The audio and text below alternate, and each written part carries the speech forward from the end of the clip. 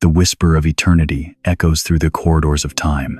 In the shadow of ancient Jerusalem, where the stones still whisper secrets of a fallen king, what if the wisest man who ever lived left us a warning so powerful, so devastating, that it was buried beneath centuries of silence? What if King Solomon, the man who spoke with God face to face, who commanded angels, who possessed wisdom that made queens journey across deserts just to hear his voice, what if he spent his final breath trying to save us from a deception so subtle, so ancient, that it has been destroying souls for 3,000 years? They say Solomon had everything: 700 wives, endless gold, a throne that made empires tremble. But in his last days, as the shadows grew long and his heart grew heavy with regret, he penned words that still burn on the sacred page, words that reveal a pattern, a trap, a spiritual snare that has ensnared kings and commoners alike. Tonight, we open the scroll that religious leaders have kept closed, for buried within the book of Proverbs lies a chilling blueprint, a divine warning about a type of woman whose very presence can lead the mightiest to destruction. This isn't about gender. This is about the spirit that operates through deception, through seduction of the soul, through the slow poison of manipulation that has toppled kingdoms and shattered destinies. Solomon knew. He experienced it. He fell into the very trap he now warns us about. But here's what they never tell you. The warning isn't just about romantic relationships. It's about a spiritual force, an ancient pattern of deception that can manifest through any one man or woman who carries this particular spirit. It's about recognizing the signs before they recognize you. It's about discernment that could save your marriage, your family, your very soul. 3 types, 3 warnings, 3 deadly patterns that Solomon identified with surgical precision. And if you've ever wondered why certain relationships drain your spirit, why some people leave you feeling spiritually empty despite their charm, why godly men and women find themselves inexplicably drawn to those who lead them away from their calling, Solomon already knew. He already warned us. Thank you to every single one of you who has supported this message through super thanks. Your generosity means more than you know. You're not just giving, you're helping spread light to souls who feel lost in their discernment. Whether you give or not, I'm deeply grateful for your presence here. If this message resonates with your spirit, go ahead and let us know. But here's the question that will haunt you until you discover the answer. What if the person you trust most carries the very spirit Solomon warned would destroy you? What if you've already invited them into the most sacred spaces of your heart? Stay with us, because what Solomon reveals next could save your soul.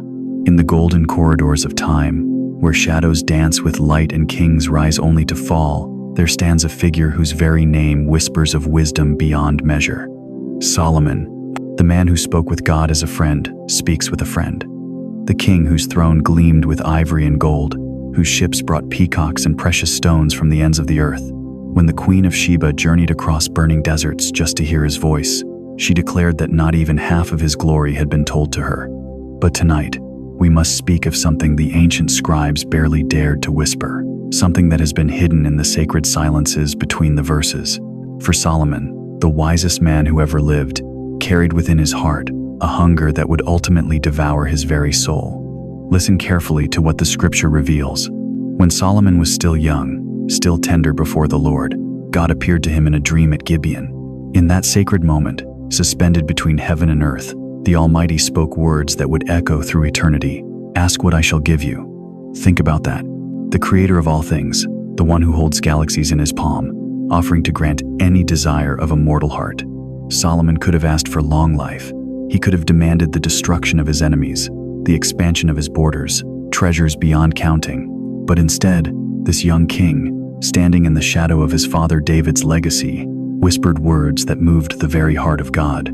Give your servant a discerning heart to govern your people and to distinguish between right and wrong. And God was pleased. So pleased that he granted not only wisdom, but riches and honor beyond any king before or after. The blessing was so complete, so overwhelming, that silver became as common as stones in Jerusalem. Peace settled over Israel like a gentle dove, and the sound of war was heard no more. For 40 years, Solomon's reign blazed like the sun at its zenith. The temple he built was not merely a structure of stone and cedar, it was a dwelling place for the divine presence itself. When the Ark of the Covenant was brought into the Holy of Holies, the glory of the Lord filled the house so powerfully that the priests could not stand to minister.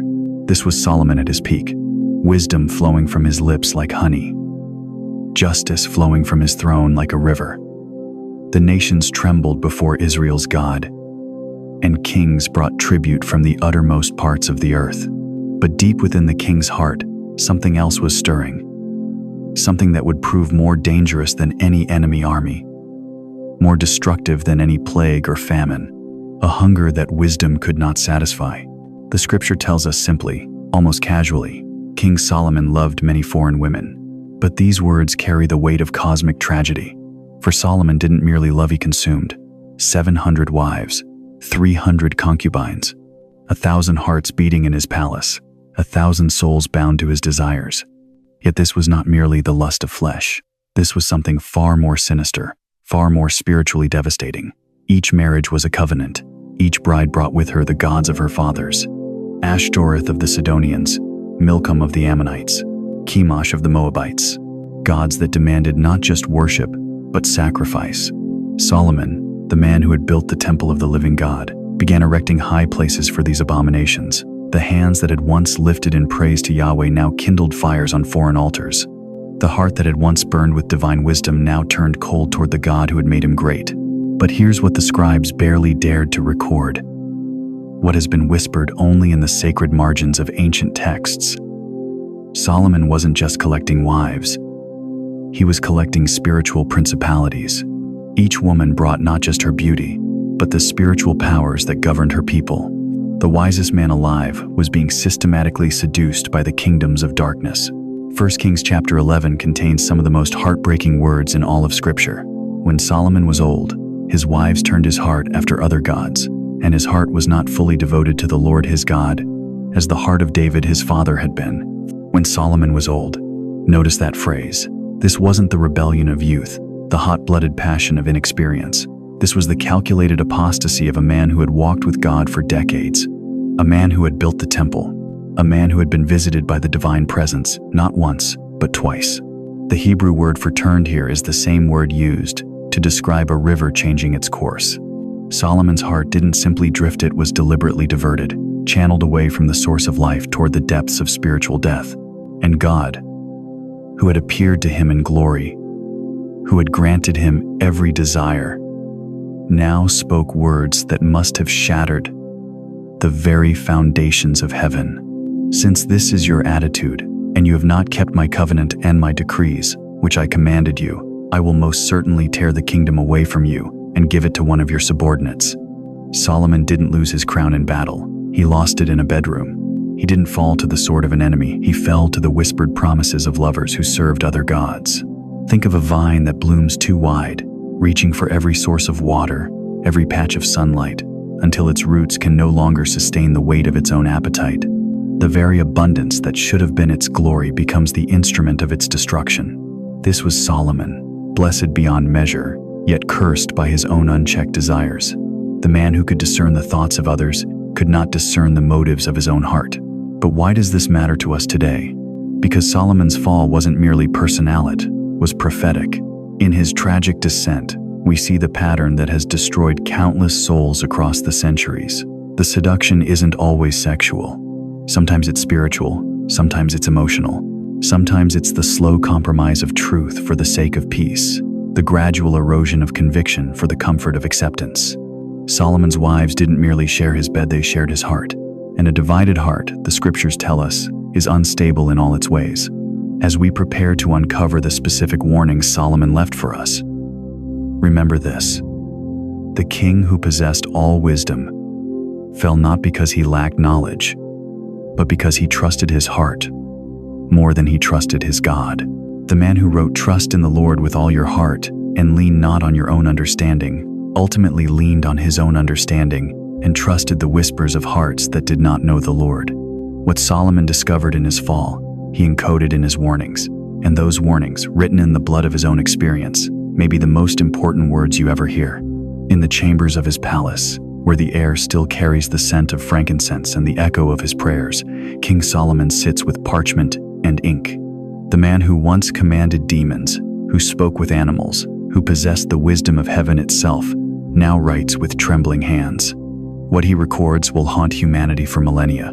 Picture this: the wisest man who ever lived, surrounded by 700 wives and 300 concubines, takes up his pen not to boast of his conquests, but to warn us of his greatest failures. In the flickering lamplight of his study, Solomon begins to write what would become some of the most piercing, most uncomfortable truths ever recorded in sacred scripture. 3 women, 3 warnings, 3 pathways to destruction, and every word born from the ashes of his own heart. Her lips drip honey, and her speech is smoother than oil. In Proverbs chapter 7, Solomon doesn't merely describe a woman. He paints a spiritual battlefield where souls are won and lost through whispered words and stolen glances. But listen to what he's really saying. I was at the window of my house, looking through the lattice. Solomon positions himself as a witness, watching from the shadows as a young man void of understanding walks straight into a trap that has been set since the Garden of Eden itself. The woman approaches. Her words are like honey, her voice smoother than oil. But honey, when it ferments, becomes poison. This isn't merely about physical seduction. The Hebrew word used here, pitha, carries the weight of spiritual deception. She doesn't just seduce his body, she seduces his soul, his purpose, his very connection to the divine. Solomon watched this young man become like an ox going to slaughter, and in that moment, perhaps he saw himself. Her house is the way to Sheol, going down to the chambers of death. These aren't the words of a theoretical theologian. These are the confessions of a man who knew the taste of that honey, who felt his own feet walking down those stone steps towards spiritual death. Solomon's foreign wives didn't just share his bed, they shared his worship, turning his heart toward Ashtoreth, toward Molech, toward gods that demanded what the God of Israel never would. But in the end, she is bitter as wormwood, sharp as a two-edged sword. In Proverbs 5, Solomon's voice carries a different weight, not the observational tone of chapter 7, but the raw ache of personal betrayal. He speaks of the adulteress, the unfaithful woman, and his words bleed with experience. The woman who seems sweet but leaves destruction in her wake. Wormwood, the most bitter plant known to the ancient world, used in the Old Testament as a symbol of God's judgment, of sorrow too deep for tears. When Solomon writes these words, he's not crafting poetry.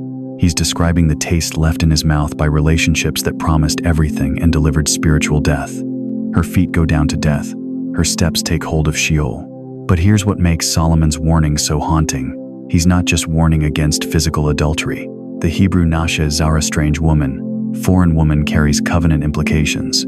This is about spiritual adultery, about relationships that pull you away from your sacred calling, your divine purpose, your very identity as a child of God.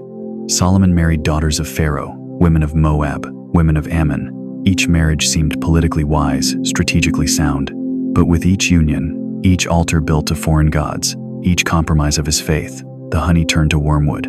A continual dripping on a rainy day and a contentious woman are alike. In Proverbs 27, Solomon's exhaustion seeps through the ink. This isn't the voice of a king commanding armies. This is the whisper of a man whose peace has been shattered by constant strife. It is better to live in a corner of the housetop than in a house shared with a quarrelsome wife. The image is devastating. Solomon, who built a temple that took 7 years to complete, who created palaces that made the Queen of Sheba gasp in wonder, declares that he would rather live in the smallest corner of a rooftop than endure the constant conflict of a contentious relationship. Drip, drip, drip, like water wearing away stone, like the steady erosion of a man's soul under the weight of unrelenting discord. Solomon knew this sound. In his vast palace, surrounded by hundreds of wives, he heard it in every corridor, felt it in every conversation, lived it in every moment of his later years. The contentious woman doesn't just disagree, she dismantles. She doesn't just argue, she erodes. She takes the peace that God intended for a man's home and transforms it into a battlefield where no one wins. But why? Why did Solomon, the wisest man who ever lived, write these warnings with such precision, such pain? Because he lived every single one. The seductive woman who spoke smooth words? Solomon felt that allure as foreign princesses entered his court with gifts and treaties and promises of alliance. The unfaithful woman whose end is bitter as wormwood? Solomon tasted that bitterness as his own heart turned from the God who had blessed him beyond measure. The contentious woman whose quarreling never ceases, Solomon heard that dripping in the corridors of his own palace. 1 Kings 11 tells us the devastating truth. When Solomon was old, his wives turned his heart after other gods, and his heart was not wholly true to the Lord his God, as was the heart of David his father. He wrote the warnings, and broke every one. The man who received wisdom directly from God, who could discern the thoughts of two women fighting over a baby, who built the very dwelling place of the Most High, allowed relationships to pull him away from the source of his strength. But here's the revelation that should shake us to our core. Solomon's warnings aren't just about women. They're about the spiritual forces that can operate through any one man or woman who leads us away from our divine calling. The seductive spirit that promises fulfillment apart from God, the unfaithful spirit that breaks covenant relationship, the contentious spirit that destroys peace and unity. These patterns repeat through history like ancient curses seeking new hosts. In Solomon's later writings in Ecclesiastes, we hear the echo of his regret. Vanity of vanities, all is vanity. The man who had everything discovered, that everything apart from God leads to emptiness. Yet even in his failure, Solomon's warnings remain. They stand as lighthouses on dangerous shores, built from the wreckage of his own ship. What haunts me most about Solomon's story is not what he wrote, but what he didn't write. Nowhere in Proverbs do we find Solomon's confession. Nowhere do we read his repentance. We have his warnings, born from bitter experience, but the sacred text leaves us with questions that echo through eternity. Did he ever find his way back? Did the man who once walked with God recover the heart that his wives had turned away? The silence itself becomes a warning. Some scholars believe that Ecclesiastes represents Solomon's journey back to faith, his recognition that wisdom and wealth and pleasure are meaningless without God. Others suggest that Song of Songs reveals his understanding of the pure love he had lost in his pursuit of political marriages and foreign alliances. But the silence remains, and perhaps that silence is the most powerful warning of all. Have you ever ignored your own wisdom? Have you ever given counsel to others while walking a path you knew would lead to destruction? Have you ever felt the bitter taste of wormwood in your mouth after pursuing what seemed sweet as honey? Comment, I understand now if Solomon's warnings have awakened something in your spirit, because his story isn't finished, and neither is yours. In the twilight hours of ancient Jerusalem, when shadows lengthen and wisdom whispers through stone corridors, Solomon's quill trembles as he records a vision that will haunt humanity for millennia. There is a house in the city. You pass it every day, perhaps. Stone walls, like any other. A door that opens and closes, like countless others. But Solomon sees what mortal eyes cannot. This dwelling is a gateway, a portal where heaven's light grows dim and something ancient stirs in the darkness. Listen, do you hear it? The sound of footsteps on cobblestone. A young man void of understanding, walking toward destiny. Proverbs chapter 7 unfolds like a scene from eternity's theater. Solomon, writing under divine inspiration, becomes both narrator and prophet, pulling back the veil between the seen and unseen realms. He shows us a young man. Perhaps you, perhaps your son, perhaps the man you once were, stepping into the crossroads where souls are won and lost. I looked through my window, through my lattice, and beheld among the simple ones a young man void of understanding. The Hebrew word for void here is chesar, not merely lacking, but completely stripped of discernment. This isn't ignorance. This is spiritual nakedness in a world where predators prowl in the shadows of relationship and trust. The young man walks near her corner. He takes the path to her house. In the twilight, in the evening, in the black and dark night. Notice the progression. Twilight becomes evening. Evening becomes the black and dark night. This is more than time passing. This is the soul's descent from light into darkness. Step by deliberate step. And behold, there met him a woman with the attire of a harlot and subtle of heart. The word subtle pierces like a blade through the centuries. In Hebrew, its gnats are guarded, hidden, protected. Her heart is a fortress of secrets. She has learned to weaponize vulnerability, to make seduction feel like salvation. She is not crude. She is not obvious. The truly dangerous ones never are. She is loud and stubborn. Her feet abide not in her house. Here, Solomon reveals something chilling. She cannot rest. Like the wandering spirits of ancient lore, she is driven by an insatiable hunger that no earthly relationship can satisfy. Her feet will not stay in her house because her house cannot contain what drives her.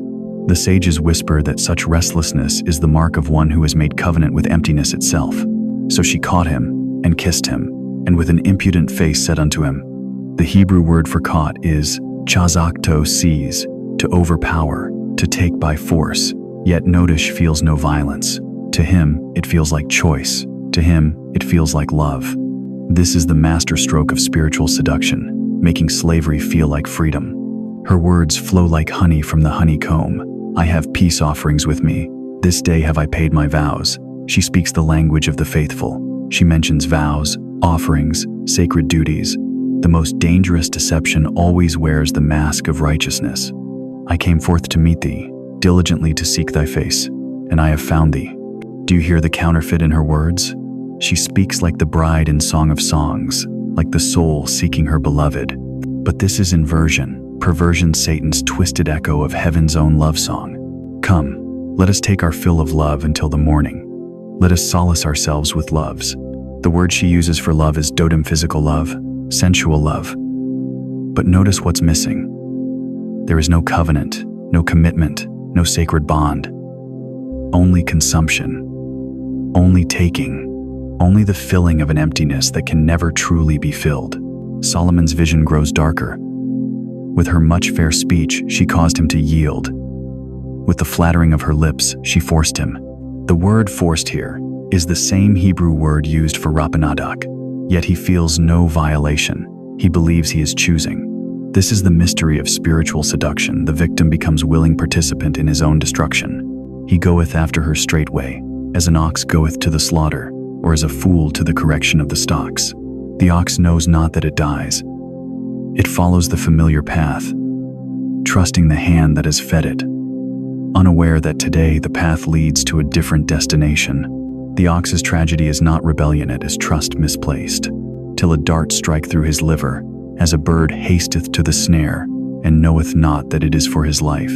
The liver in ancient understanding was the seat of life itself. Solomon is showing us soul murder, the death that happens while the body still breathes.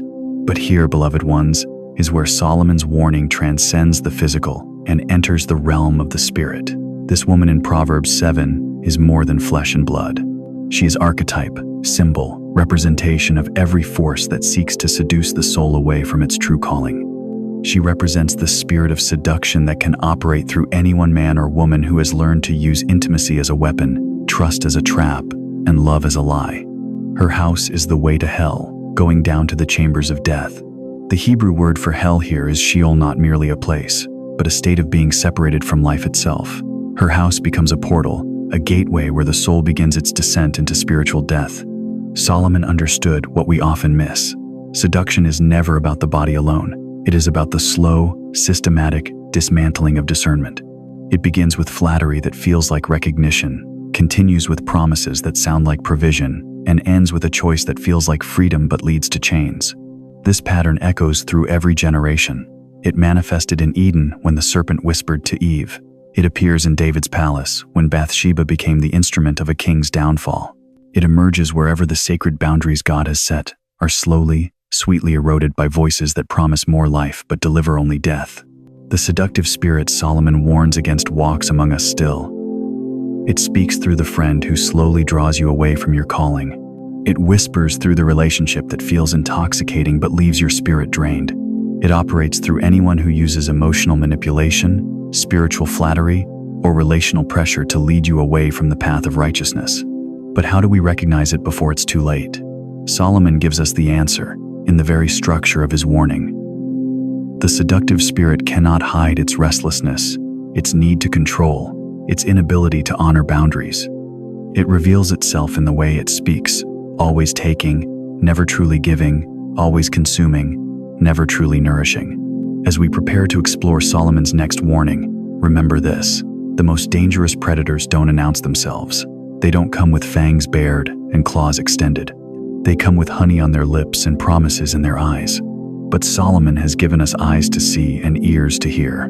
The question is, will we use them? In the depths of ancient Jerusalem, where shadows dance between temple stones and broken promises echo through time. There is a cup, beautiful beyond measure, crafted from the finest gold, adorned with precious stones that catch the light like captured stars. From a distance, it gleams with such radiance that kings would trade their kingdoms for a single sip. But draw closer, peer into its depths, and you will discover that this magnificent vessel holds not wine, but poison, not life, but death. This is the cup Solomon warns us about in Proverbs chapter 5, the woman whose lips drip honey, whose words flow smoother than oil, but whose end is bitter as wormwood, sharp as a two-edged sword. For the lips of an immoral woman drip honey, and her mouth is smoother than oil, but in the end she is bitter as wormwood, sharp as a two-edged sword. Her feet go down to death, her steps lay hold of hell. Listen to the poetry of Solomon's pain. These aren't merely the observations of a wise king cataloging human behavior. These are the tears of a man who tasted the honey and discovered the poison. These are words carved not in stone, but in the broken heart of the wisest man who ever lived. The Hebrew word for bitter here is marara, word so intense it describes the kind of bitterness that twists the soul, that turns sweet memories into agonizing regret, and wormwood. Ah, wormwood, a plant so bitter that even a single drop could spoil an entire well. This is not casual disappointment Solomon describes. This is devastation that poisons everything it touches. Her house is the way to hell, descending to the chambers of death. But who was this woman? Not a prostitute walking the streets of Jerusalem. Not a common temptress seeking mere pleasure. Number Solomon speaks of something far more dangerous. He speaks of the woman who appears virtuous, who speaks with wisdom, who presents herself as a gift from heaven itself, but whose heart beats with unfaithful rhythm. The unfaithful woman is not merely someone who breaks marriage vows. She is the one who appears to offer spiritual intimacy while slowly, methodically, drawing you away from the God who called you. She speaks your language. She knows your longings. She mirrors your desires so perfectly that you begin to believe she is the answer to prayers you never dared to speak. Solomon knew this betrayal intimately, for in his later years, when his hair was silver and his wisdom legendary, it was not military conquest that brought him low. It was not economic collapse or political intrigue. It was the slow, sweet poison of unfaithful love. For it came to pass, when Solomon was old, that his wives turned away his heart after other gods, and his heart was not perfect with the Lord his God, as was the heart of David his father. One by one, they came into his life.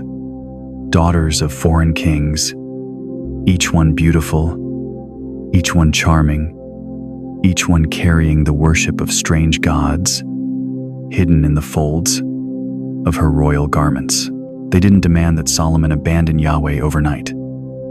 That would have been too obvious, too crude. Instead, they whispered sweetly of their homeland traditions. They spoke lovingly of the gods who had blessed their families for generations. They made Solomon feel narrow, provincial, unloving for not embracing their spiritual heritage. And slowly, oh so slowly, the temple of Solomon's heart began to house other gods. Picture the scene: the man who built the temple of the Lord, who heard the voice of Yahweh thundering from the Holy of Holies, who witnessed the Shekinah glory filling the sacred space. This same man now bowing before Ashtoreth, the goddess of the Sidonians, now offering incense to Milcom, the abomination of the Ammonites, now participating in rituals that would have horrified his younger self. He kissed the temple goodbye, not with lips, but with loyalty. This is the ultimate betrayal, not of flesh, but of spirit, not of marriage vows, but of covenant faith. The unfaithful woman doesn't just steal your body, she steals your soul. She doesn't just break your heart, she breaks your connection to the divine. And here's what makes this ancient warning so chillingly relevant for our time. The unfaithful woman still walks among us today. She appears in the boardroom as the business partner whose charm masks ulterior motives. She appears in the church as the spiritual leader whose words drip with honey while her actions serve another master. She appears in marriage as the spouse whose affection slowly, systematically undermines your faith, your calling, your connection to God. The pattern remains unchanged across millennia. First comes the honey, the sweetness that captures your attention. Then comes the oil, the smooth words that slip past your defenses. Then comes the slow drift away from truth, disguised as broad-mindedness, tolerance, spiritual evolution. But Solomon learned what we must learn. Some sweetness is deadly, some beauty is cursed. Some love leads not to life, but to the chambers of death. The tragedy of Solomon's story is not that he lacked wisdom, he possessed more wisdom than any man who ever lived. The tragedy is that he chose honey over truth, smooth words over the sometimes harsh but always healing voice of God. Her ways are movable, that thou canst not know them. The unfaithful woman's ways are movable, ever shifting, impossible to pin down. Just when you think you understand her motivations, her methods change. Just when you think you've seen through her deceptions, she reveals new layers of manipulation so subtle that you question your own discernment. This is why Solomon's warning comes with such urgency. Remove thy way far from her, and come not nigh the door of her house. Don't try to reform her. Don't believe you can change her. Don't imagine that your love will transform her unfaithful heart. Simply run. For in the end, those who drink from her beautiful cup discover too late that what appeared to be wine was wormwood, what seemed to be blessing was curse, what promised life delivered only death. If you've ever survived betrayal, say, I'm still standing. The cup may be beautiful, but death has never been so elegantly disguised. In the sacred chambers of ancient Jerusalem, where even kings whispered their deepest confessions, there echoes a sound more terrifying than the clash of armies, more devastating than the fall of empires. It is the sound of a soul slowly drowning, not in floodwaters, but in words.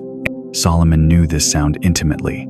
From his golden throne, surrounded by the splendor of 1,000 palaces, he penned words that would make grown men weep with recognition. Words that spoke not of physical violence, but of something far more insidious, the slow, relentless erosion of the human spirit.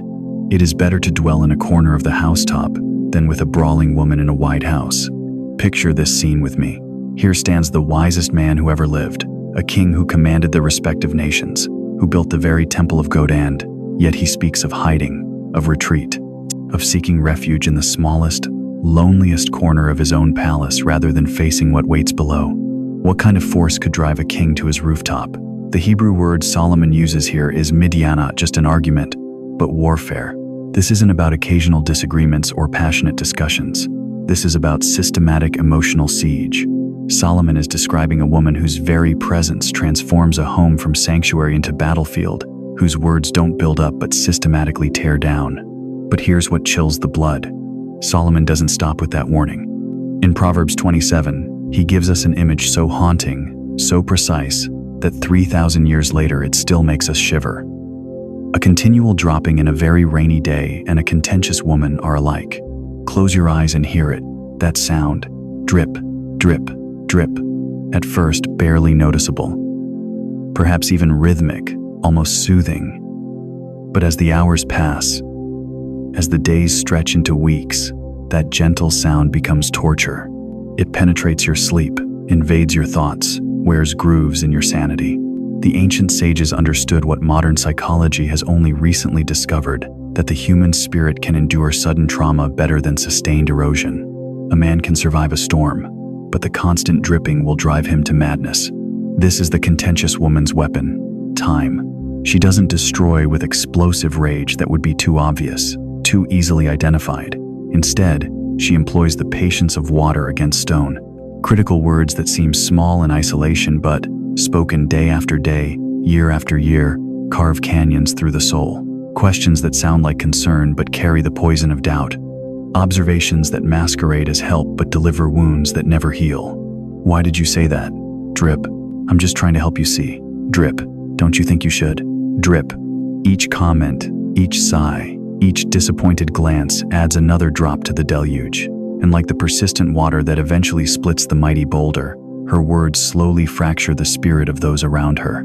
Solomon understood this because he had witnessed it. In his own palace, among his own wives, he had seen how the contentious spirit could transform love into endurance, joy into survival, and intimacy into hiding. He had watched strong men warriors who had faced down lions and bears reduced to seeking corners where they might find a moment's peace. But here's the spiritual truth that cuts deeper than any sword. The contentious woman doesn't just destroy relationships, she destroys faith itself. For when home becomes a place of constant criticism, when the one who should provide comfort becomes the source of torment, the soul begins to question everything. If there is no peace in the place of love, where can peace be found? If there is no acceptance from the one who promised to cherish, how can we believe in the acceptance of God? The ancient rabbis taught that the divine presence, the Shekinah, cannot dwell where there is constant strife. They understood that contention doesn't just disrupt human relationship, it disrupts our connection to the sacred. In the presence of the contentious spirit, prayer becomes difficult, worship feels hollow, and even the voice of God grows distant. This is why Solomon's warning carries such weight. He wasn't simply offering marriage advice, he was revealing a spiritual principle that governs the very fabric of reality. Peace is not just the absence of conflict, it is the presence of the divine. And where the contentious spirit reigns, the divine presence retreats. But perhaps most tragic of all, the contentious woman rarely recognizes her own nature. She believes herself to be helpful, corrective, even righteous. She doesn't see the trail of wounded spirits she leaves behind. She doesn't hear the silence that follows her. Words not the silence of peace, but the silence of defeat. Solomon saw this blindness, this spiritual deafness that transforms the helper into the destroyer, the nurturer into the tormentor. He saw how the contentious spirit could masquerade as love while slowly murdering the very thing it claimed to protect. And so the wise king retreated to his rooftop, not in cowardice, but in wisdom. For he understood that sometimes the only victory over the contentious spirit is to refuse to engage in its warfare. Sometimes the most courageous act is to seek that corner of peace, that small space where the soul can remember what silence sounds like. But Solomon's story doesn't end on the rooftop.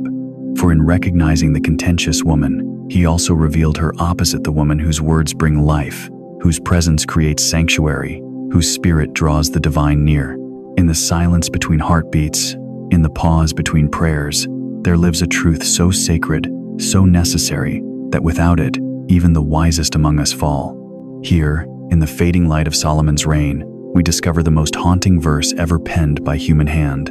Not because of what it promises, but because of what it reveals about the human heart when left to its own understanding. Trust in the Lord with all thine heart, and lean not unto thine own understanding. In all thy ways acknowledge him, and he shall direct thy paths. Proverbs 3, 5, 6. But why, you must ask, would the wisest man who ever lived write these words? Why would Solomon, who possessed supernatural wisdom from the very throne of God, warn us not to lean on our own understanding? Because Solomon learned the most terrifying truth of all. Wisdom without discernment is not protection, it is delusion, dressed in royal robes. Picture this. A king sits in his palace, surrounded by treasures that would make pharaohs weep with envy. His mind holds the secrets of the universe. His words have become proverbs that nations still quote 3,000 years later. Yet in his hands, he holds letters from foreign queens, perfumed with the incense of strange gods. And in his heart, something has shifted. This is where the mystery deepens, where the sacred becomes terrifying. Solomon possessed knowledge. He could discern the thoughts of men, settle disputes with supernatural insight, and speak wisdom that echoed through eternity. But somewhere in the golden corridors of his success, he lost something far more precious than wisdom itself. He lost his fear of God, and when the fear of the Lord departed, discernment followed like a shadow fleeing the dawn. You see, wisdom tells you what can be done, but discernment whispers what should be done.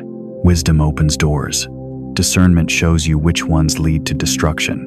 Wisdom gives you knowledge. Discernment gives you the heart to use it righteously. But here lies the prophecy hidden in Solomon's warning. Even the most brilliant mind, even the most gifted heart, even the most blessed life can be led astray when it stops seeking God's face and starts trusting its own reflection. Think of it this way. Solomon could see through the deceptions of others, but he could not see through his own. He could discern the motives of foreign dignitaries, but he could not discern the spiritual poison flowing through his own household.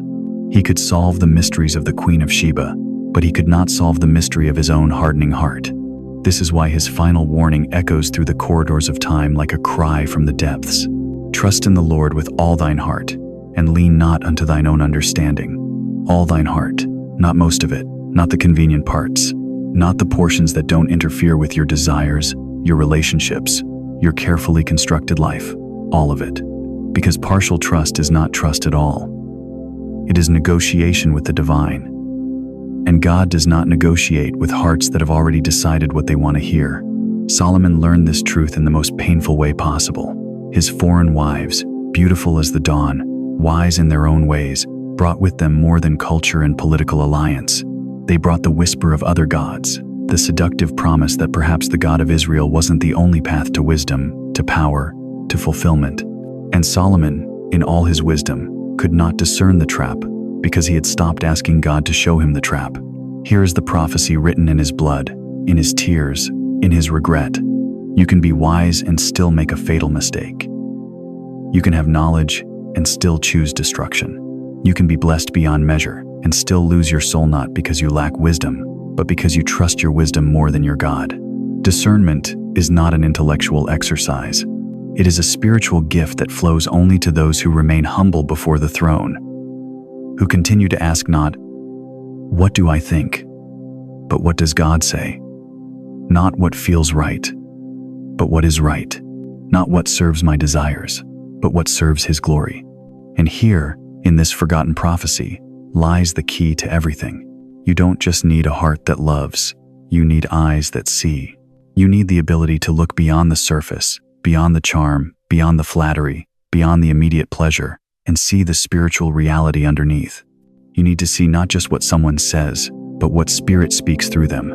Not just what they offer, but what they cost. Not just how they make you feel, but where they lead your soul. This is discernment. This is the gift Solomon possessed until he stopped asking for it. This is the protection God offers to every seeking heart, but only to the heart that seeks Him first, above all else, including its own understanding.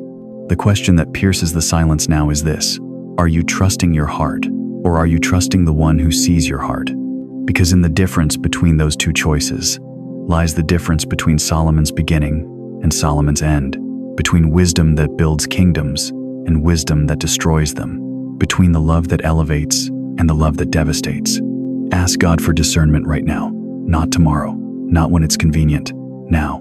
Type "open my eyes" and let heaven know you want to see what He sees, not what your heart wants to see. Because the eyes of the Lord see all, and He longs to share that sight with those who still trust Him enough to look. In the dying light of Jerusalem's glory, where cedar beams creak with the weight of heaven's sorrow, picture this: a man who once stood in the presence of the Almighty, whose wisdom drew queens from the ends of the earth, whose temple housed the very glory of God, now kneeling before idols of stone.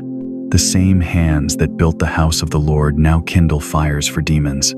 This is not fiction. This is the hidden climax of Solomon's story, the chapter most would rather forget. But heaven remembers everything. 1 Kings, chapter 11. The words burn on the sacred page like embers from a divine fire. When Solomon was old, his wives turned his heart after other gods, and his heart was not loyal to the Lord his God, as was the heart of his father David. His wives turned his heart. Here lies the truth Solomon himself would later warn us about, the very trap that ensnared the wisest man who ever lived. It wasn't sudden, it was gradual, like morning mist that slowly blinds the traveler until he can no longer see the path beneath his feet. 700 wives, 300 concubines, 1,000 voices whispering in the king's ear. And slowly, imperceptibly, the man who once spoke with God face to face began to turn his gaze toward carved images and golden calves. How does a heart that housed divine wisdom become a dwelling place for demons? The Hebrew word used heranata means to stretch out, to incline, to bend. Solomon's heart didn't break all at once. It bent. Like a tree that grows toward whatever light it receives, his soul began to lean toward the foreign gods his wives brought into his palace. Ashtoreth, the goddess of the Sidonians, a deity of fertility and war, worshipped through rituals that turned sacred intimacy into spiritual prostitution. Milcom, the abomination of the Ammonitessa god whose altars reeked with the smoke of child sacrifice. Chemosh, the destroyer of Moab whose worship demanded what was most precious to feed what was most evil. And Solomon built high places for them all. The irony cuts deeper than any sword. the man who built a temple so magnificent that the Queen of Sheba declared she had not heard even half of its glory. The same man now constructs altars for the enemies of his God. Solomon built the temple for God, and altars for demons.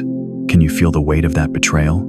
The very hands that arranged the cherubim in the Holy of Holies now carve images forbidden by the law. The king who once prayed that God's eyes would be open toward his temple day and night now bows before idols that can neither see nor hear. This wasn't just spiritual adultery, this was cosmic treason. And heaven was watching. Because you have done this, and have not kept my covenant and my statutes, which I have commanded you, I will surely tear the kingdom away from you and give it to your servant. The voice that once whispered comfort in Gibeon now thunders with righteous fury. The God who appeared to Solomon twice, in dreams and visions, offering wisdom and blessing beyond measure, now speaks words that will echo through the centuries like the tolling of a funeral bell. The kingdom will be torn, not conquered by foreign armies, not destroyed by natural disaster, torn, like fabric ripped apart by violent hands, like a scroll divided by the very one who wrote it. But even in judgment, mercy whispers through the thunder. Nevertheless, I will not do it in your days. For the sake of your father David, I will tear it out of the hand of your son, David, the man after God's own heart. His memory becomes a shield protecting even his unfaithful son from immediate judgment. Grace delayed, but not denied. Here is the truth that pierces the veil of 3 millennia. Solomon's fall wasn't unique, it was prophetic.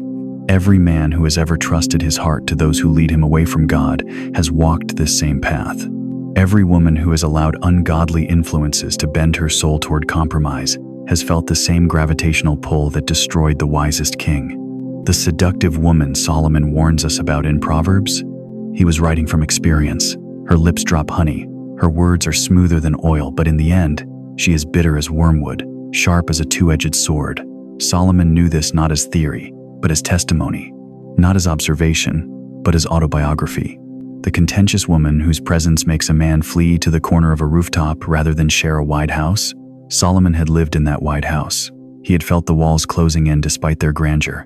The unfaithful woman whose feet do not stay at home, whose heart wanders after other lovers. Solomon had provided for such women. He had loved them, and they had led him into the very darkness he now warns us to avoid. Standing in the ruins of Solomon's choices, we see a truth that still echoes through every broken marriage, every shattered ministry, every life destroyed by compromise. External glory means nothing when internal foundation crumbles. Solomon's kingdom was the wealthiest in human history. His palace gleamed with gold, his wisdom was legendary, his power was absolute. But underneath, the rot had already begun. Because wisdom without obedience is just sophisticated foolishness. Because blessing without faithfulness becomes a curse.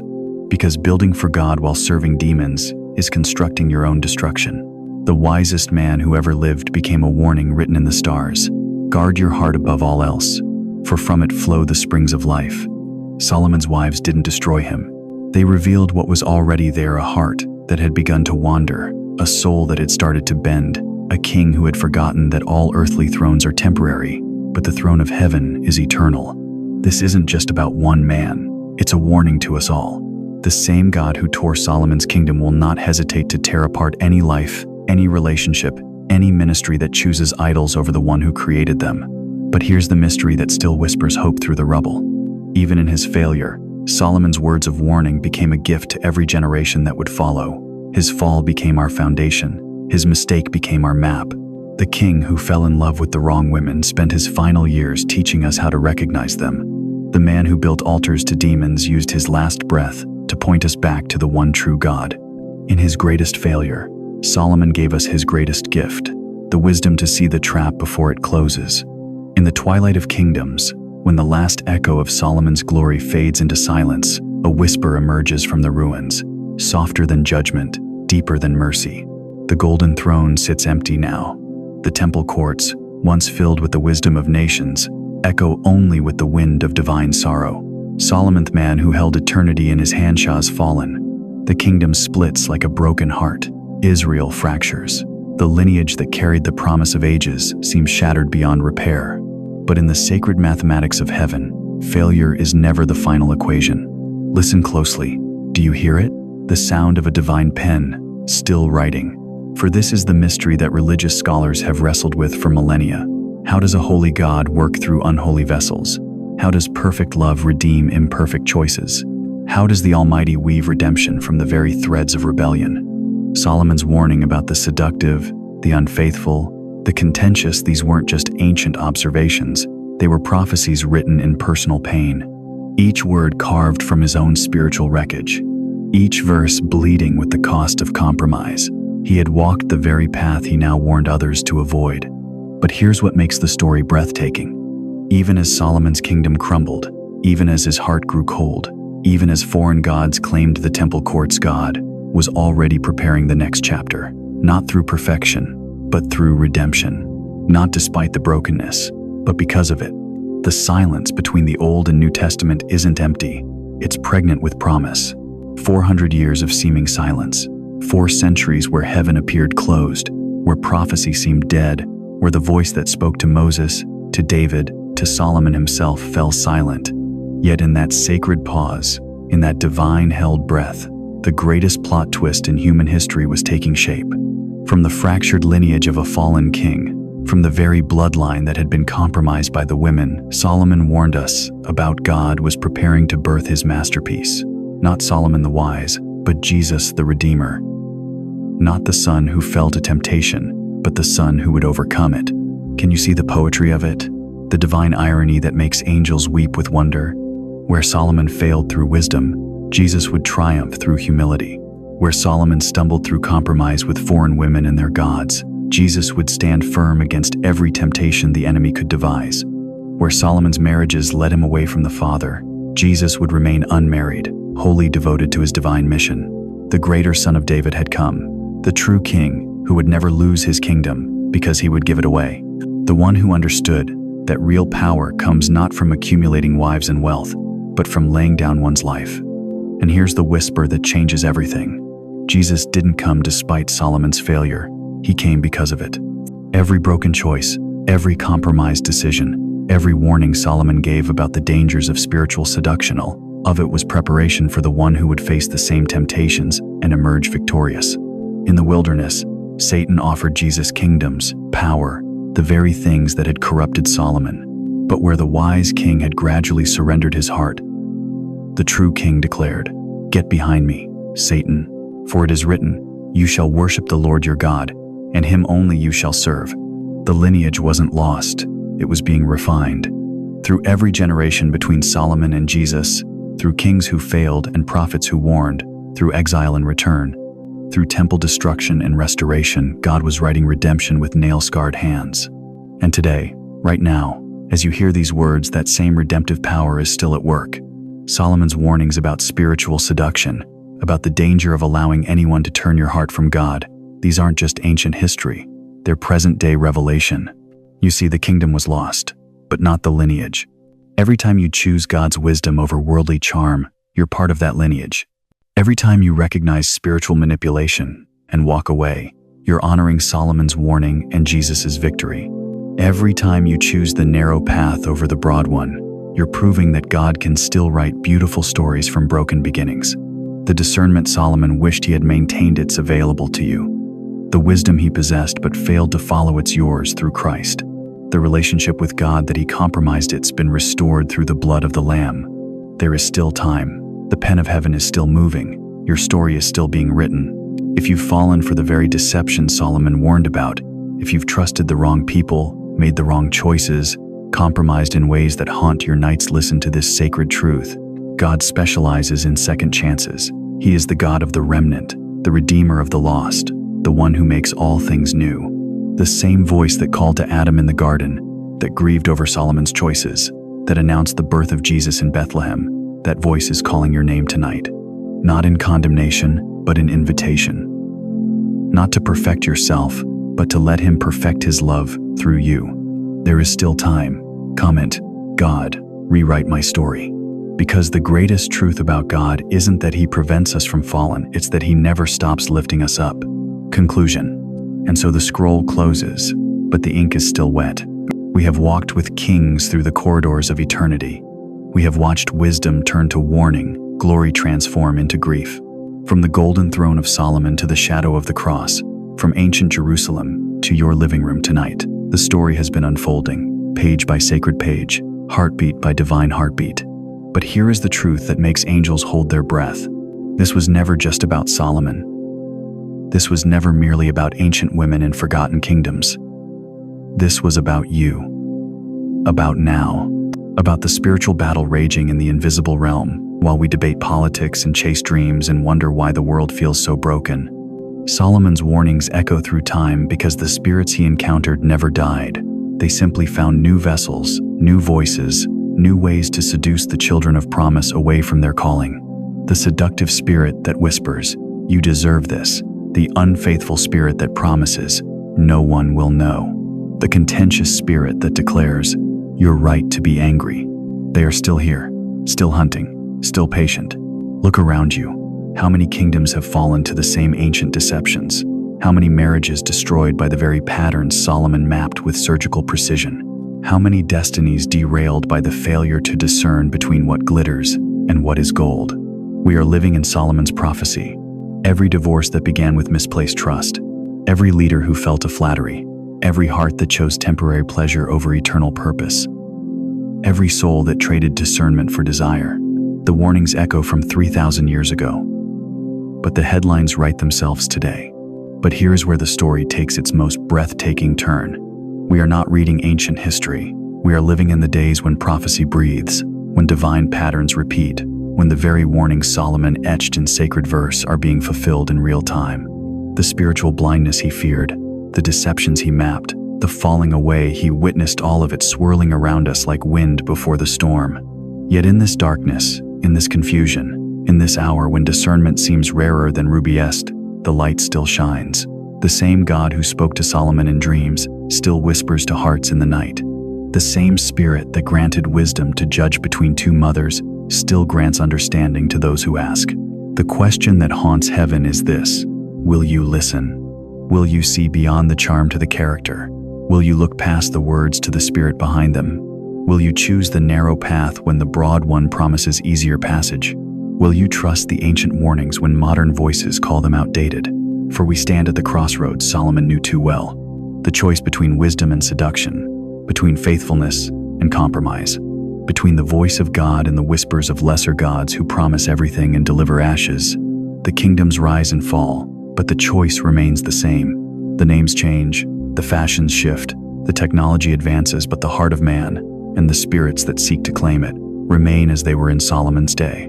Listen, do you hear it? The sound of destiny calling your name.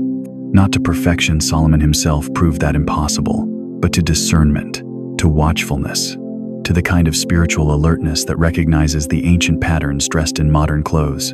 The scroll may be closing, but your chapter is still being written. And in the throne room of eternity, where time bends like candlelight and prophecy unfolds like morning glory, the same voice that whispered warnings to the wisest king who ever lived is whispering still.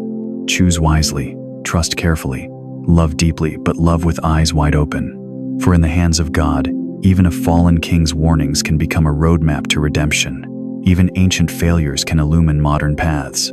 Even the ashes of compromise can become the altar where true wisdom is finally born. The fire still burns. The choice still stands. The story continues.